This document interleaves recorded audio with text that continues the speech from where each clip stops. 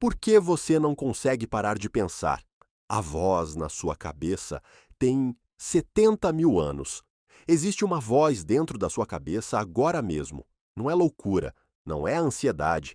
É algo muito mais antigo do que qualquer diagnóstico que a medicina moderna poderia te dar. É algo que surgiu quando seus ancestrais ainda dormiam em cavernas, ouvindo sons no escuro, e ela nunca parou de falar. Você já tentou fazer sua mente ficar quieta? Talvez durante uma meditação. Talvez deitado na cama às 3 da manhã, tentando dormir, enquanto sua cabeça repleia uma conversa que aconteceu há 6 anos. Talvez agora mesmo, enquanto você ouve isso, existe uma voz comentando o que está sendo dito. Ela está sempre lá. A maioria das pessoas assume que essa voz é elas mesmas, que pensar é simplesmente o que acontece quando você é humano. Mas a verdadeira resposta é muito mais estranha do que isso. Essa voz não é você. Ela é um mecanismo de sobrevivência com dezenas de milhares de anos de história, e ela foi construída para um mundo que não existe mais. Vamos começar com o que a ciência chama de diálogo interno.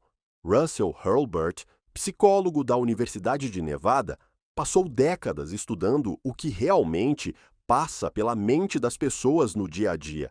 Ele deu a voluntários um dispositivo que apitava aleatoriamente várias vezes por dia. Sempre que apitava, a pessoa anotava exatamente o que estava pensando no momento exato. Os resultados foram surpreendentes. Nem todo mundo tem uma voz interna constante. Cerca de 30% das pessoas relataram ter pouco ou nenhum diálogo interno. Para outros, a voz é quase ininterrupta e a qualidade dessa voz varia enormemente. Algumas pessoas falam com elas mesmas em frases completas, outras em fragmentos, outras em imagens ou sensações que mal chegam a ter palavras. Mas aqui está o ponto crucial. Independente da forma, o conteúdo tende a ser o mesmo. A voz resolve problemas, antecipa ameaças, revisita situações passadas, procurando onde algo deu errado. Ensaia conversas futuras. Avalia, julga, planeja. Soa familiar? Isso não é acidente. Essa é exatamente a função que ela deveria ter. Recue 70 mil anos. Seus ancestrais viviam em um mundo onde um momento de distração podia ser fatal, um som errado, um cheiro diferente, uma sombra se movendo na periferia da visão. O cérebro humano precisava estar constantemente em estado de alerta, analisando o ambiente, lembrando padrões perigosos, antecipando o que poderia dar errado. E foi aí que a voz nasceu. Não como poesia, não como filosofia, como uma ferramenta de sobrevivência bruta e eficiente. A capacidade de simular cenários futuros na mente, de imaginar, e se aquele animal estiver atrás daquela pedra, antes de verificar, foi uma vantagem evolutiva enorme. Os humanos que conseguiam fazer isso com mais rapidez e detalhes sobreviviam mais, reproduziam mais e passavam esse mecanismo para seus filhos. Você é descendente das pessoas que não conseguiam parar de pensar. Essa é a ironia central de tudo isso. O que hoje parece ansiedade, ruminação, overthinking, esses são os traços de pessoas que não morreram, que anteciparam o problema antes que ele chegasse, que revisitaram o erro antes de cometê-lo novamente. Sua mente agitada é um troféu evolutivo, mas há um problema. O pesquisador Ethan Kross, da Universidade de Michigan e autor do livro Chatter, dedicou anos estudando o que ele chama de chatter, esse ruído interno constante que nossa mente produz. Ele descobriu que, embora o diálogo interno tenha funções cruciais, ele frequentemente se desregula. O sistema de antecipação de ameaças não sabe distinguir um leão real de um e-mail difícil. Seu cérebro trata uma reunião constrangedora amanhã com a mesma urgência biológica que trataria um predador a 10 metros de distância. O cortisol sobe, o coração acelera levemente, a atenção se estreita E a voz começa a trabalhar horas extras, ensaiando o que você vai dizer, repassando o que deveria ter dito, construindo cenários onde tudo dá errado. E você não está sendo irracional. Você está sendo evolutivamente consistente. O problema é que esse sistema foi calibrado para ameaças que duram minutos. Um leão ou some ou te come, a situação se resolve. Mas uma dívida, um relacionamento difícil, uma carreira incerta, essas são ameaças que duram meses, anos, décadas. E a voz não sabe como desligar enquanto a ameaça ainda está presente. Ela fica em loop. Existe um nome científico para o loop mais comum que a voz cria: ruminação. É diferente de simplesmente pensar sobre um problema. Ruminação é quando você pensa sobre o problema sem se aproximar de uma solução, quando você revisita a mesma situação repetidamente, cada vez com mais detalhes emocionais e menos clareza analítica. É como dar volta em um círculo cada vez menor. A psicóloga Susan Nolen Hoeksema, da Universidade de Yale, foi uma das primeiras a mapear sistematicamente o impacto da ruminação na saúde mental.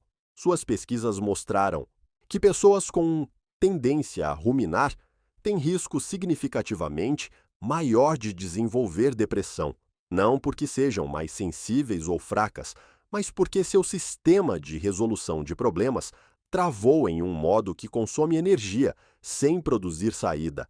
A voz está tentando te ajudar. Ela está revisitando a situação porque o sistema evolutivo acredita que, se você analisar de novo, vai encontrar uma saída.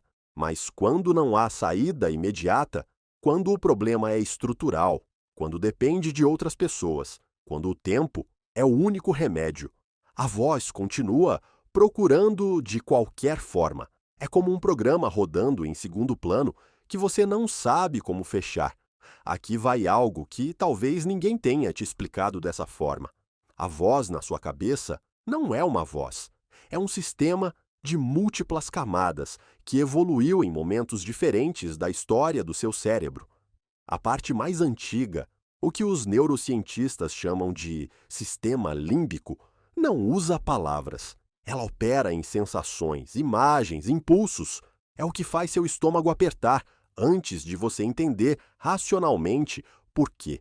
É o que te faz recuar instintivamente de algo ameaçador antes de processar conscientemente o perigo. A camada mais nova, o córtex pré-frontal, é quem traduz essas sensações em palavras e narrativas.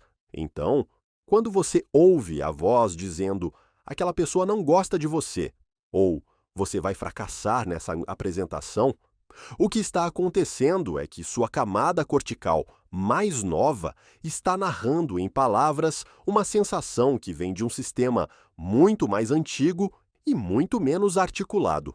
A voz é, em parte, uma tradução imprecisa, e como toda tradução, ela perde nuances, exagera, simplifica. Às vezes diz: "Eu sou um fracasso", quando o que o sistema mais antigo está tentando comunicar é simplesmente: "Aquela situação foi dolorosa e eu não quero que aconteça de novo". Então, o que você faz com isso? A resposta mais honesta é: provavelmente menos do que você pensa. Silenciar a voz completamente não é o objetivo e não é possível de forma sustentável. Ela existe porque você precisa dela. O que muda, quando você entende de onde ela vem, é a sua relação com ela. Ethan Kross chama isso de distanciamento. É a capacidade de observar seus próprios pensamentos como se fossem de outra pessoa, de usar seu nome, por exemplo, em vez de eu. Em vez de "por que eu estou tão ansioso?", você pergunta "por que João está tão ansioso?". Parece pequeno. Os efeitos não são. Seus estudos mostraram que esse simples deslocamento de perspectiva reduz a intensidade emocional da ruminação. Ativa regiões do cérebro associadas à regulação ao invés de reatividade e ajuda as pessoas a resolverem problemas com mais clareza. Não porque você ignorou a voz, mas porque você parou de se identificar completamente com ela. Aqui está o que Isso significa na prática. E por que é mais profundo do que parece? Durante a maior parte da história humana, não havia separação entre a voz e eu. Se você pensava algo, isso era a realidade. Se a voz dizia que aquele estranho era perigoso, você agia como se fosse perigoso. Não havia espaço entre o impulso e a ação. Essa fusão era vantajosa quando as decisões precisavam ser instantâneas, mas em um mundo onde a maioria das ameaças é social, simbólica e futura, onde a maior parte do que a voz processa nunca vai se materializar como perigo real, essa fusão se torna um custo enorme. Você vive dentro de cada pensamento como se fosse fato. A prática de observar a voz de fora, de perceber que há um pensamento acontecendo sem necessariamente concordar com ele, é algo que contemplações budistas descrevem há 2.500 anos e que a neurociência moderna está confirmando com dados. Não é magia. É você usando a camada mais nova do seu cérebro para regular a camada mais antiga. Você não consegue parar de pensar porque seus ancestrais, que paravam de pensar, morreram. A voz na sua cabeça tem 70 mil anos de refinamento. Ela foi testada em savanas africanas, em invernos glaciais, em migrações através de continentes desconhecidos. Ela carrega o medo de todos que vieram antes de você e sobreviveram. Não é um defeito, é um legado. A questão não é silenciar esse legado, é aprender a ouvi-lo sem deixar que ele dirija, porque a voz vai continuar falando, ela vai continuar analisando, antecipando, repassando, mas entre o que ela diz e o que você faz, existe um espaço. Um espaço pequeno, às vezes, mas real. E nesse espaço você não é mais só um mamífero tentando sobreviver à noite. Você é algo mais estranho e mais impressionante do que isso. Um ser que pode ouvir seus próprios instintos e escolher. A voz sempre esteve lá. A pergunta é: quem está ouvindo?